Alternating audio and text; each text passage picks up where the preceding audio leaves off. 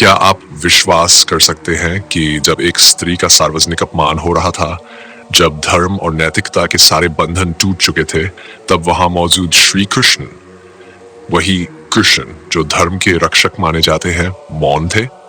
यह प्रश्न जितना असहज है उतना ही महत्वपूर्ण भी, क्योंकि यह प्रश्न उठता है उस कृष्ण पर जब धर्म और अधर्म आमने सामने खड़े थे। और वहीं पर हम देख पाते हैं एक ऐसी मौन स्वीकृति जो सदियों से हमारे भीतर यह सवाल छोड़ती आ रही है, क्या उस दिन धर्म भी राजनीति से हार गया?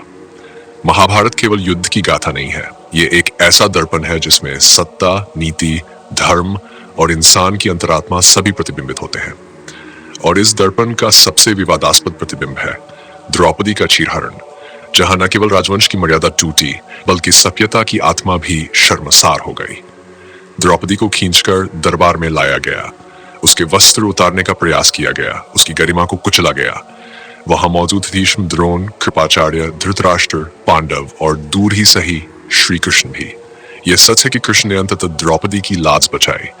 जब कोई नहीं बोला तब उन्होंने अपनी माया से द्रौपदी के वस्त्र बढ़ा दिए।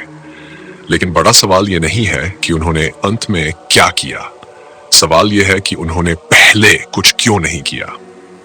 जब एक स्त्री अपमानित हो रही थी तब उनका मौन इतिहास बन गया, एक मौन स्वीकृति की तरह। ये वही श्री कृष्ण है जो धर्म युद्ध के प्रतीक बने, जिन्होंने गीता का उपदेश दिया, जिनकी नीतियों ने अधर्म के नाश के लिए पांडवों को मार्ग दिखाया। लेकिन उसी श्री कृष्ण ने उस क्षण जब सबसे बड़ा अन्याय हो रहा था कोई प्रत्यक्ष हस्तक्षेप क्यों नहीं किया? क्या यह कोई योजना थी? क्या यह राजनीति का हिस्सा था? या फिर यह समय की वह जटिलता थी जिसमें धर्म भी मौन होकर देखता है कि अधर्म कैसे खेल खेलता है? श्री कृष्ण का जीवन एक अद्वितीय मिश्रण रहा है। बालपन में लीलाएं, युवावस्था में प्रेम और कूटनीति, और अंत में धर्म की स्थापना के लिए रणनीति। उन्होंने हमेशा कहा कि जहां धर्म है वहीं मैं हूं। लेकिन जब द्रौपदी को दांव पर लगा दिया गया, जब वह बार बार पुकार रही थी, हे गोविंद, हे माधव, मेरी रक्षा करो, तब उन्होंने तुरंत क्यों नहीं आए? ये मौन एक साधारण चुप्पी नहीं थी, ये उस युग की सबसे बड़ी त्रासदी थी।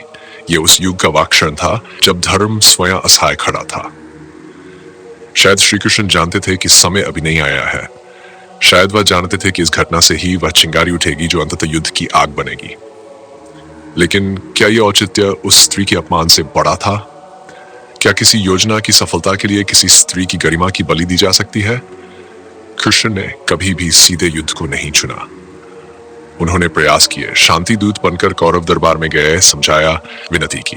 उन्होंने एक छोटा सा राज्य मांगा, 5 गांव। लेकिन जब सत्ता और अहंकार के आगे धर्म झुकने लगा तो उन्होंने भी युद्ध की राह को स्वीकार किया। इसलिए कुछ विद्वान कहते हैं कृष्ण का मौन वास्तव में मौन नहीं था, वह एक गहरी चेतावनी थी, एक अवसर था कि जो अधर्मी है वे अपनी सीमाएं लांघ ले, और जब वे लांघ ले तो फिर धर्म को पुनः स्थापित करने के लिए कोई विकल्प न बचे।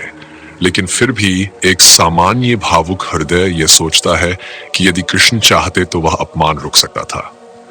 उन्हें समय की प्रतीक्षा नहीं करनी थी, वह सत्ता से परे थे, वह केवल ईश्वर नहीं, एक मित्र भी थे।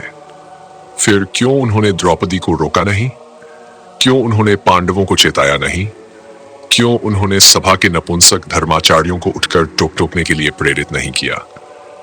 यही प्रश्न आज भी समाज में गूंजते हैं। जब कोई निर्दोष सताया जाता है, जब कोई पीड़ित न्याय की गुहार लगाता है, तब धर्म मौन क्यों हो जाता है? क्यों न्याय राजनीति की चालों में खो जाता है?